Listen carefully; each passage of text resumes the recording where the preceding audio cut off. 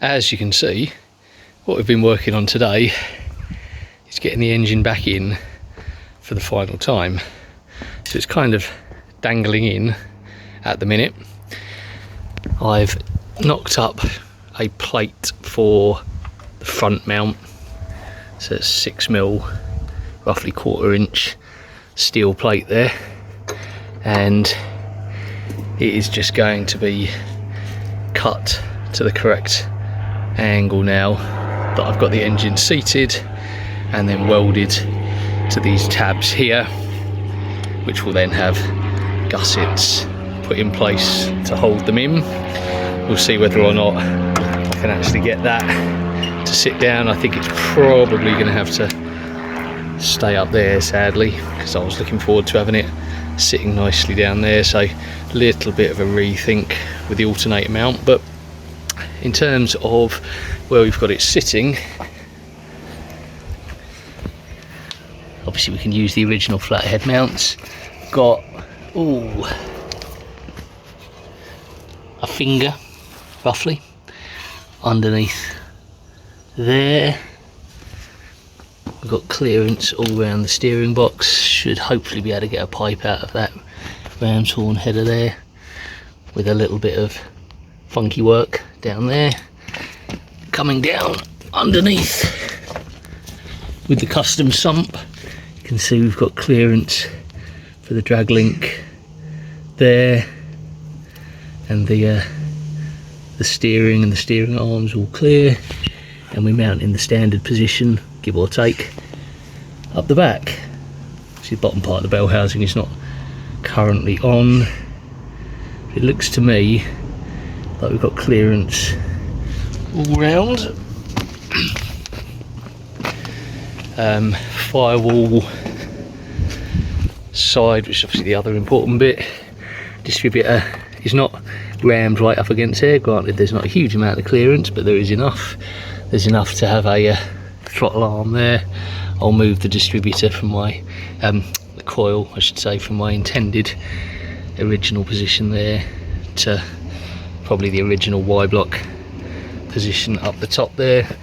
And again, we've got loads of clearance down here for this particular header and for the starter motor in there, which doesn't even look like it's going to be horrendous to fit.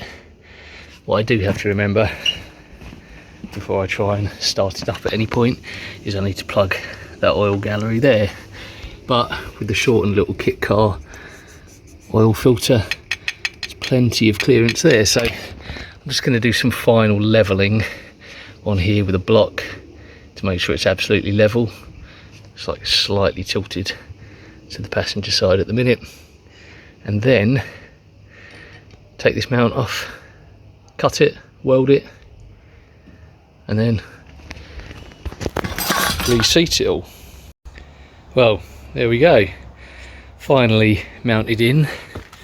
Obviously, the moment I put any weight on them, the original flathead front mounts perished, and the front dropped by enough to just make the sump touch on that side, which is quite irritating.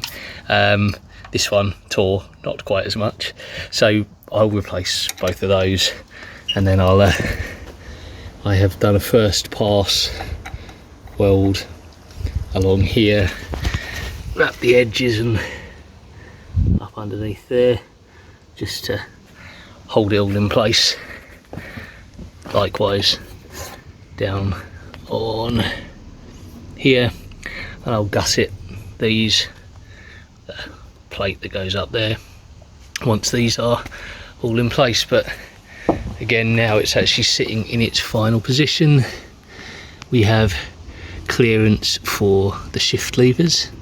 At the very least, we certainly should have clearance for the shift levers. We'll just have to check that in case I have to remove anything off the back of that.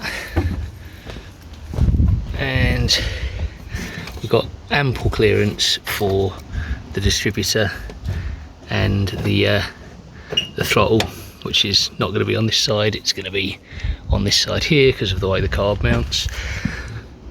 Clearance all around here. As I say, we've got where that mount has perished, we've got a little bit of touching down there, which is not ideal, but we've got clearance absolutely everywhere else. Shoot a header pipe straight down there, and header pipe down or in and at a bit of an angle to shoot it down here, and we should be good on this side, though granted it is going to be a little bit of a head scratcher, but I'm happy with that. Looks pretty decent, so I'll stick a tarp over it and I will call it for the day.